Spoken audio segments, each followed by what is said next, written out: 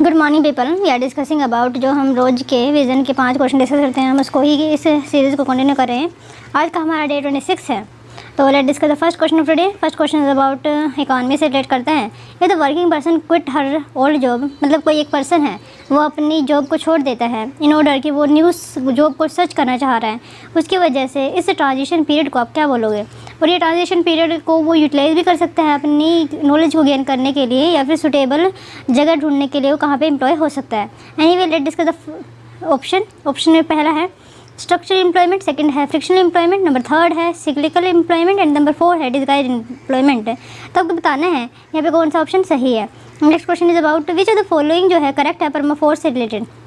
Number 4 first में दे रखा है एक सॉइल होती है जो रिमेन फ्रोजन फॉर ईयर, मतलब कि ऐसा मिनिमम माना जाता है कि अगर 2 साल तक कोई सॉइल फ्रोजन रहे, that consider as the permafrost that is much more seen in the land area of the tropical arctic circle कह सकते हैं। ये कंटेन करता है कार्बन रिच ऑर्गेनिक मटेरियल को, जैसे CH4 हो गया, CH3 हो गया, एक्सेट्रा कार्बन के कंपाउंड। ये जो है अलास्का और साइबेरिया में पाया जाता है। तब बताना है कौन सा यहाँ पे सही है। Next question is about national commission for schedule tribe. आपको बताना है इसमें से कौन सा यहाँ पे सही, क्या ये स्टैट्यूटरी कॉन्स्टिट्यूशनल बॉडी है। नंबर सेकंड में क्या इन्वेस्टिगेट कर सकते हैं किसी भी मैटर में और इसके पास जो है सिल्क आउट की पावर है। नंबर थर्ड में इसको डिस्चार्ज करने के लिए अपनी duty similar function with Anglo Indian community को भी देखना पड़ता है विद द शेड्यूल ट्राइब। तब बताना है कौन सा यहाँ पे सही है। Number 4th question is about the mutiny, white mutiny जो हमारे यूरोपियन ट्रुप्स में हुई थी 1859 में। क्या हुआ था कि जो ब्रिटिशर थे, ब्रिटिशर में ही एक भेदभाव की नीति आ गई थी, तो उसी वजह से ये जो है वाइट म्यूटनी कहा जाता है इसको। लेकिन देखते हैं इनमें से आपको बताना है कौन सा यहाँ पे अच्छी तरीके से डिफाइन करते हैं। नंबर फर्स्ट में रिजेंटमेंट हुई थी जब due to waging of more wars, मतलब जिस तरीके से ब्रिटिश लड़ रहे थे तो जो ब्रिटिश फोर्सेस वो नहीं चाह रही थी, क्या उस सिचुएशन को हमने वाइट म्यूटनी बोला 1859। नंबर सेकंड में रिजेंटमेंट हो रही थी due to change allegiance from the East India company से क्वीन इंडिया का राज आ गया था, क्या उस वजह से रिजेंटमेंट थी। नंबर थर्ड में डिससेटिस्फेक्शन था, increase in promotion of Indian, मतलब कि इंडियंस का थोड़ा प्रमोशन यहाँ पे स्टार्ट हो गया था जिसकी वजह से यूरोपियन को क्या डिससेटिस्फेक्शन हो रहा था। नंबर फोर्थ में डिससेटिस्फेक्शन था related the quality of arms and artillery. तो आपको बताना है यहाँ पे कौन सा सही है। Number 5th question is about story telling question है, बहुत इंपॉर्टेंट तो नहीं है लेकिन ये से अच्छा क्वेश्चन है। दिस आर्ट, मतलब ये आर्ट के ऊपर बेस्ड है। This art got in distinct as it came down from one generation to another, मतलब क्या है कि ये जो आर्ट है one generation to another generation pass होती है। द पेंटिंग जो डन की जाती है वो पेन से की जाती है। दिस पेंटिंग आंध्र प्रदेश में की जाती है। पहली बात तो एक small place Sri Kalahasti best known as centre of this art, मतलब क्या है जो कलाहस्ती है स्मॉल प्लेस कलाहस्ती में सेंटर है इस आर्ट का। The art is mainly related to decorating temple, और ये आर्ट जो है रिलेट करती है आपको डेकोरेट करने के लिए टेम्पल में। इंटीरियर में जो टेम्पल होते हैं उनको डेकोरेट करने में इसका यूज़ किया जाता है। और यहाँ पे पेंटेड क्लॉथ को पैनल पे बना के उस पेंटिंग को चिपकाया जाता है टेम्पल की दीवार के ऊपर, which was developed in the 15th century. और ये जो पूरी कला है 15th सेंचुरी में डेवलप हुई थी। And under the patronage Vijayanagara ruler के पैट्रोनेज के अंडर सब्जेक्ट जो है अडॉप्ट किया था उन्होंने Ramayana Mahabharata Hindu religious mythology theme. आपको बताना है इनमें से कौन सा ऐसा ऑप्शन है जो इस सिचुएशन को, इस स्टोरी को सही डिफाइन करता है। Your option is first column painting, number second है मिथिलिया पेंटिंग, नंबर थर्ड है कलमकारी, नंबर फोर्थ है डी थंग का पेंटिंग।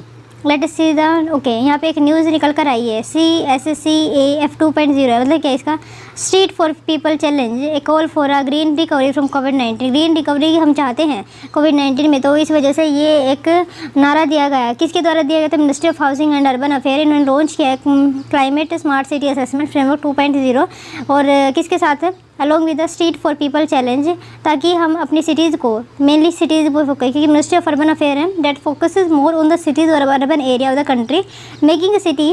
उसका मेन एम ये रहेगा कि हमें सिटीज़ को रेजिलेंट बनाना है, not only the climate risk से ही नहीं बल्कि पेंडेमिक अगर कुछ और बाद में आता है या फिर पेंडेमिक का जो इफेक्ट है उसको न्यूट्रलाइज करने के लिए ये एक नारा दिया गया है ministry of housing and urban affair के द्वारा।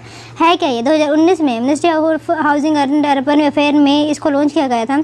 ये अपने आप में ही first of its kind scheme थी, फ्रेमवर्क था क्लाइमेट रिलेवेंट पैरामीटर से रिलेटेड, ताकि हम डिसेमिनेट करें कि किस तरीके से जिस क्लाइमेट चेंज हो रहा है उसका क्या इम्पैक्ट हो रहा है, और उसके हिसाब से हम अपनी प्रैक्टिस जो बेस्ट प्रैक्टिसेस है जिसमें हमारी एफिशिएंसी मैक्सिमम हो और डिग्रेडेशन जो है इन्वायरमेंट का ना हो। तो इस वजह से हमने इसको लॉन्च किया था सिटीज़ में, किसके द्वारा? तो ministry of housing and urban affair. उन्होंने कुछ स्टैंडर्ड भी यहाँ पे सेट किए थे in comparison to the international effort कि हम किस तरीके से green sustainable resilient urban infrastructure को बना के हैबिटेट को सिक्योर कर सकते हैं। इसका एम ये है कि जो हम CSF 2.1 से जो हम अच्छी तरीके से उसको इम्प्लीमेंट करके वहीं से ही इंस्पिरेशन लेके हमने इसको स्टार्ट किया।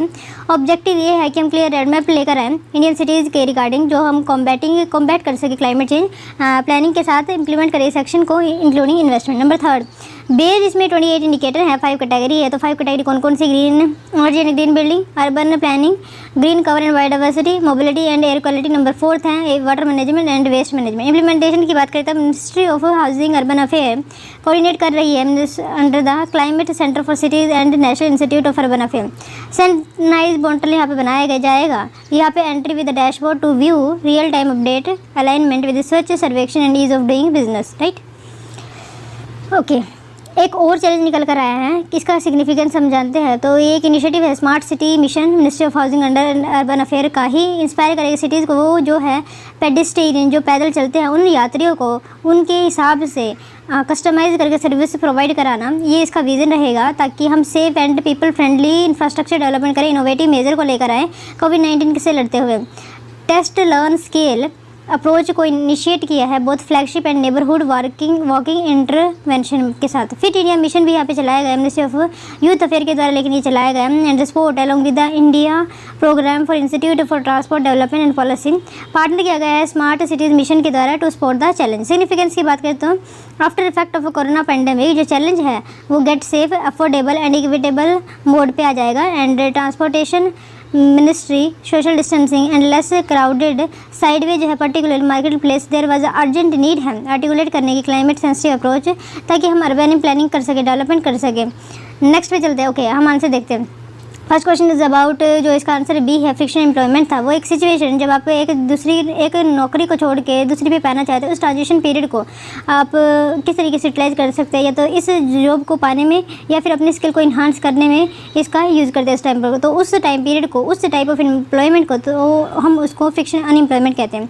फ्रिक्शनल और फंक्शनल इन अनएम्प्लॉयमेंट अकर होता है during a period when worker are searching for a new employment और a transition from their old jobs to new job. ये कंसिडर वॉलंटरी अनएम्प्लॉयमेंट कहा जा सकता है because worker choose to remain unemployed rather than, मतलब कि वो first job को छोड़कर वो अनएम्प्लॉयमेंट रहना पसंद करते हैं बिकॉज कि उन्हें दूसरी जॉब चाहिए होती है। तो उसी टाइम पीरियड को यहाँ पे फ्रिक्शनल अनएम्प्लॉयमेंट कहा है। Some people always search for new job. For example recent college जो ग्रेजुएट है सर्च कर रहा है अपनी जॉब एंड एक्सपेक्ट कि वो अच्छे से अच्छे 1 साल के अंदर जॉब कहीं लग जाए। Due to his lack of experience however he get offer to jobs that are not in the field of study due to the job not being this type of जो वर्क जो है आपका frictional unemployment में कहलाया जाएगा। Second है permafrost से related था, तो यस यहाँ पे तीनों की तीनों स्टेटमेंट सही है। ओके, परमाफ्रोस्ट जो है इस एक सोयल होती है that has remained frozen for years of centuries, top soil and carbon rich organic material यहाँ पे पाया जाता है इन द फ्रोजन फॉर्म। ऐसा माना जाता है कि जिस तरीके से क्लाइमेट चेंज हो रहा है परमाफ्रोस्ट पिघल रही है, इसमें से जो कार्बन स्टॉक है जो स्टॉक करके रखा हुआ है वो बाहर निकल कर आया है। That is also create the problem. Statement third की बात करें तो yes, statement third is also correct. Recent studies के हिसाब से permafrost in southern Alaska and southern Siberia, however some of the very cold stable permafrost in the high altitude in Alaska and Siberia appear to be sheltered with the extreme climate change की वजह से वो जो है अपनी new form में। Late us see the Siberian region जो Russia में पड़ते हैं and here it lies the Siberia कितना बड़ा है रशिया की जो आसपास की कंट्री वो देख ले रहे हैं। नंबर फर्स्ट है नॉर्वे, नंबर सेकेंड है फिनलैंड, नंबर थर्ड है एस्टोनिया, नंबर फोर्थ है लटाविया, नंबर फिफ्थ है लिथुआनिया, नंबर सिक्स्थ है रशिया खुद ही हो गया, नंबर सेवन्थ है Belarus, number seventh Ukraine, number 8 Georgia, number 9 Azerbaijan के बाद है फिर काज़ाख्स्तान के बाद मंगोलिया और यहाँ पे इनकी बॉर्डर चाइना के साथ भी है।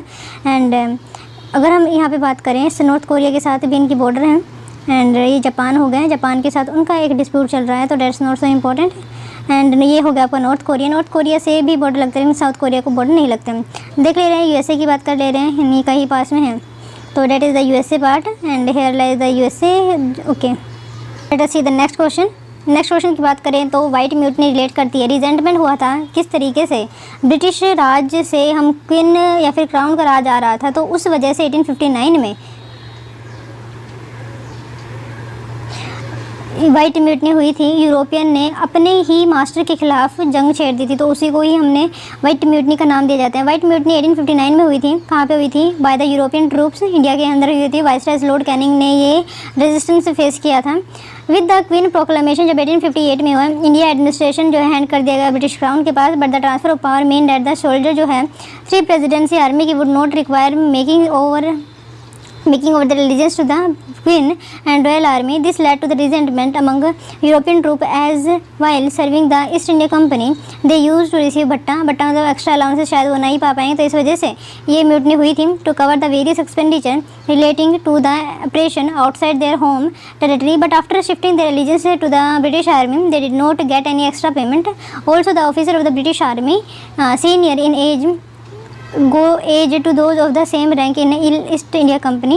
तो you can see here the situation कि जब जो वाइट पर्सन थे वो ही अपने मास्टर के खिलाफ कहीं ना कहीं वो रिजेंटमेंट शो कर रहे थे, तो it is the obvious question that they should be considering there भत्ता फैक्ट ऑल्सो।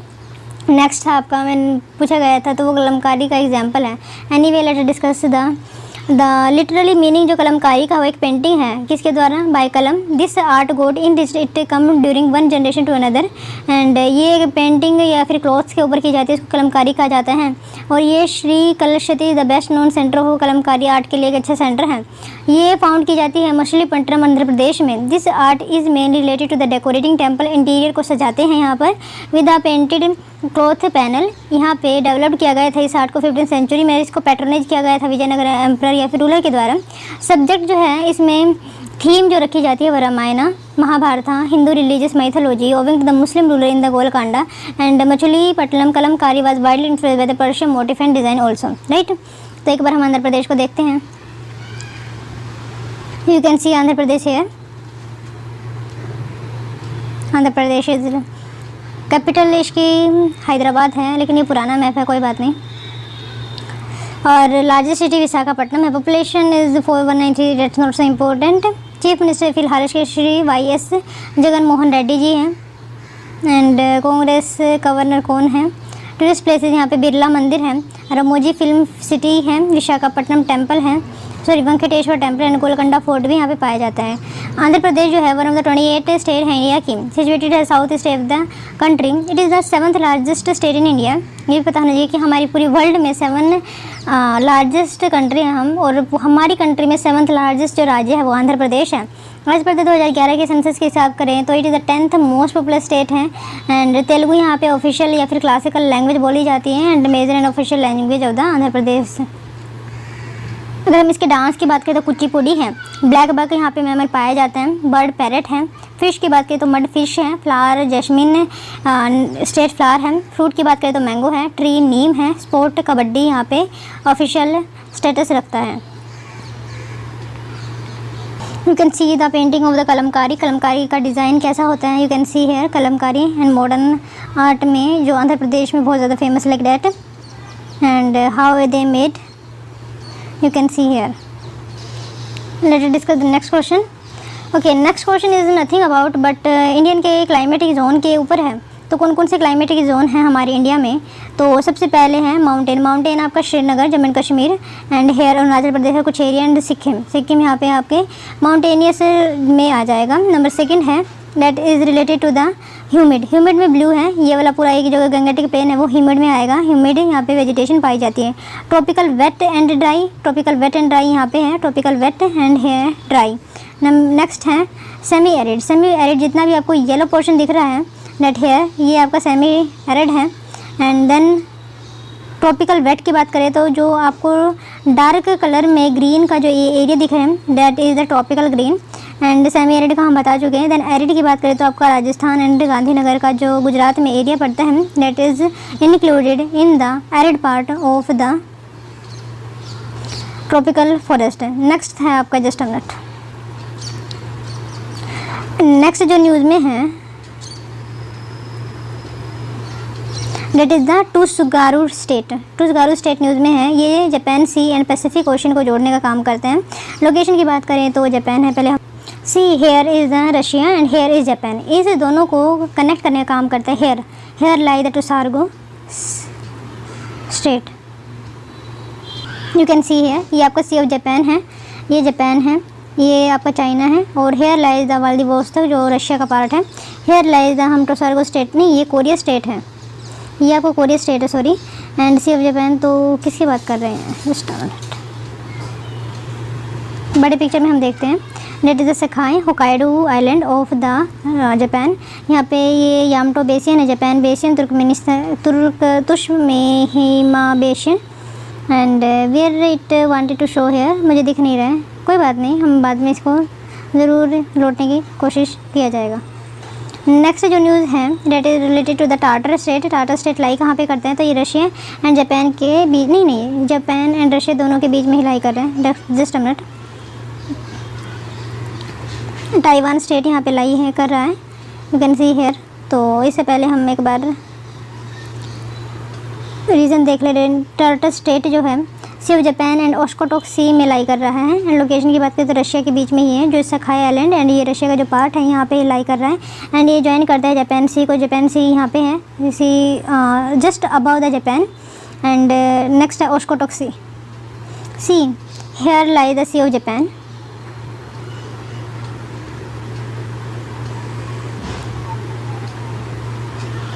यहाँ पे आपका रशिया है, ये रशिया है, ये आपका जापान है, बट मेन थिंग यहाँ पे ये सी ऑफ जापान है, ठीक है। और आपका ये है ईस्ट चाइना सी।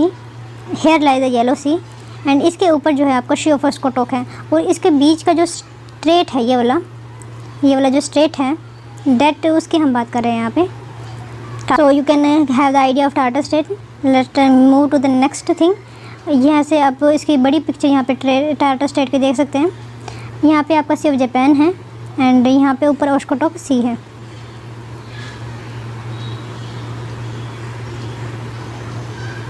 नेक्स्ट है news South China sea and East China sea को ज्वाइन करने वाला जो स्टेट है वो है आपको फॉर्मोजा स्टेट। तो लोकेशन कहाँ पे है इसकी, पहले तो आप यहाँ पे ये देखिए, ईस्ट चाइना सी है और ये जो है साउथ चाइना सी है। और इस स्टेट को, इस वाले स्टेट को हमने कहा है फॉर्मोजा स्टेट, ठीक है। तो एनीवे हम इसको और इसके बारे में देखते हैं बड़े मैप में, इफ़ अगर पॉसिबल हुआ तो नहीं है। ओके, ताइवान यहाँ पे लाई कर रहे हैं, यहाँ पे ईस्ट चाइना सी है, यहाँ पे ताइवान स्टेट है। एंड उसके बाद जो है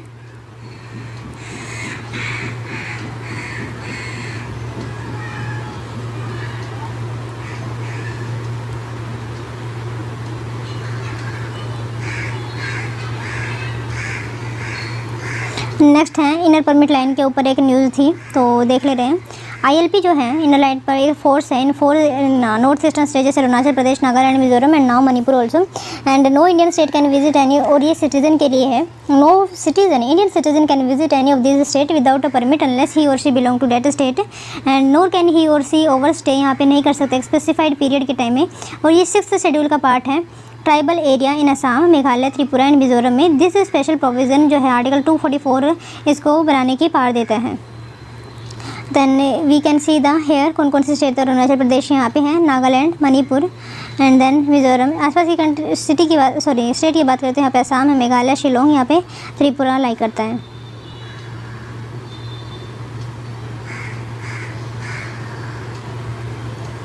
नेक्स्ट है चेन्नई नाशरी टनल।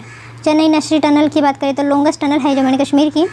ये टनल जो है कश्मीर वैली से जम्मू को जोड़ती है और ये ऑल वेदर रूट है। This is the not only India's longest highway tunnel but Asia का सबसे बाई डायरेक्शन लॉन्गेस्ट टनल है। तो इसकी हम थोड़ा सा और जूम करके देखें तो हेयर लाइज द चेन्नई नशरी and you can see hair.